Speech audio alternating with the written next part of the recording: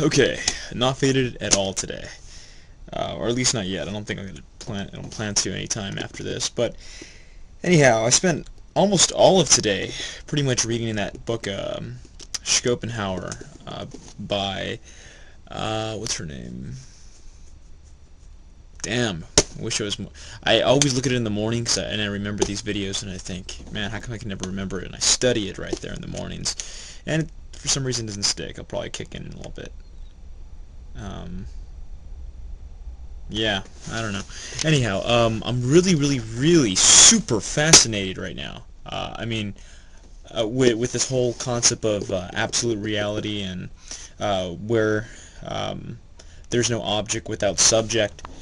These sort of Kantian laurels that Schopenhauer's kind of one by one examining and, pretty much adopting and in some cases discarding, very few cases. One so far that I'm familiar with. Anyhow, I had a sort of like an epiphany, or I don't even know if that's the correct word to call it, but I suppose there may come few moments in a person's life where they are really super concentrated into like a certain material of some sort of discipline they're very fascinated in. And all of a sudden something hits them that they've never really thought of before, and it has this kind of overwhelming sort of like tangalizing sort of effect. I'm not sure if that's the right word I'm looking for. And it's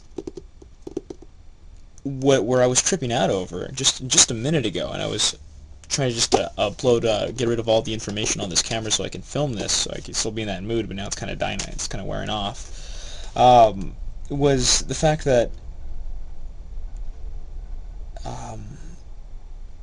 if reality itself, without a sentient consciousness, a person, say, a mind, that can perceive directly of it, so an ant or any sort of animal or species that can somehow perceive of this reality, but more specifically a sentient being with, a rational basis like a human, to ask such questions as why, when, where, how, and whatnot, especially what. If you subtract all of these sentient creatures, I mean, how might the universe be? I mean, every single time that we try to imagine the universe without us, and this was something that Schopenhauer pointed out, and the author criticized his point. She anticipated a postmodernist approach, which I felt kind of went astray, and then she kind of debunked that one too. But I think that Schopenhauer has a really interesting point when he says that no matter how we try to conceive of a universe or a reality without any sentient minds or people or creatures, you can't. Because to think of an absolute reality, one must have a vantage point in which you're mentally perceiving of that. And when I think of the Big Bang, I mean literally in my mind I'm thinking of one perspective, and I'm not necessarily thinking of myself in there, but I'm thinking from a vantage point which is limited, just the way that when I'm looking out into my garage right here, my eyes are only able to see from a certain distance, from this vertical is longitude and latitude. I'm only able to see within a certain parameter. I can't see panoramic, for instance. And to see panoramic would be to completely see a 3D reality, a third-dimensional reality. But supposing that the universe is actually a third-dimensional reality and not any other higher dimensional that physics or mathematics tends to hint at, then really your imagination would have to be of a panoramic vision and not of just a simple limited visual human retina sort of limited scope. And because of which it just tripped me out, because in every single thought that I've ever had, I'm given this limited mental image, and I can't conceive of a panoramic view. I can't, and of course, if the actual reality of reality, that is, if there actually is an actual reality, or at least let's just say that the reality devoid of all sentient minds or creatures, how that would look it just seems relative to the creature perceiving it. But if no creature were there to perceive it, would it still exist? And if you were to say it would still exist, nobody can properly conceive, I wouldn't imagine, of that sort of panoramic view. And that's again supposing that this universe devoid of all human sentient minds is actually three-dimensional. Supposing it was four-dimensional, I can't even freaking grasp three-dimensional. So if it was any higher dimension, I certainly wouldn't be any better off had it been third-dimensional. And to be panoramic, I want to be clear on this definition of panoramic view. It would have to be my ability to perceive of not only straightforward in a nice kind of semicircle, but I mean the whole damn circle, up, down, left, right, forward, backward, the whole entire third dimension in one sort of view. That would have to be my perception of reality. But then again, I'm still postulating myself from a certain vantage point within this, as a subject, within this reality devoid of sentient beings. So you can't actually conceive, it doesn't seem to my mind, that you can conceive of a reality devoid of sentient beings, because so long as you are imagining one devoid of sentient human beings, you are imagining of a particular part of the universe from a particular standpoint, a particular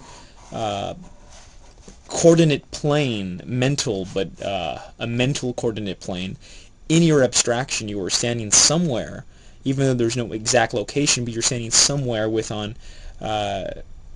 and not that you're contemplating of yourself in this abstraction, but you are seen through a vantage point that is limited and not panoramic, or not at least complete the way that we observe our reality within this reality.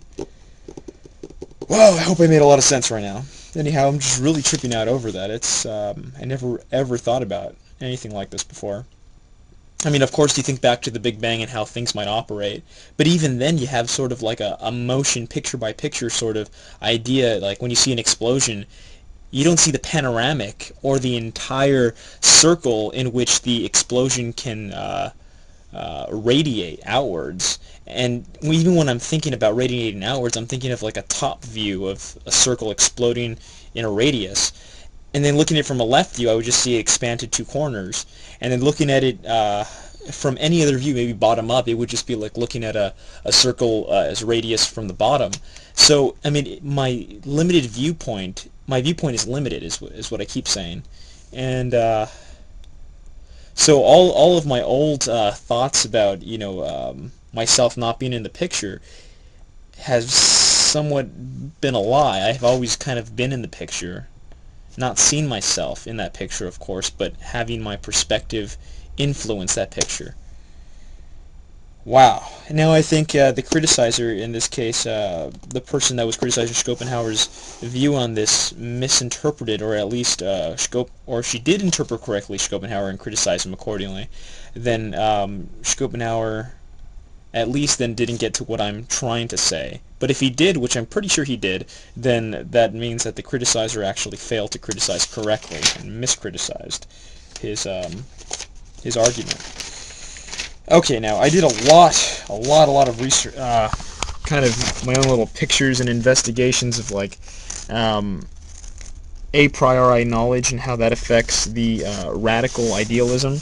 And so changing one of the variables of our logical intuitions of Euclideanness, in this case, space and time of Euclideanness, let's say that I'm viewing a pyramid. From a pyramid I deduce a triangle. From a triangle I could cut it in half and find a right angle. From a right angle I can know already, a priori, that that equals 90 degrees, and I know I'm okay.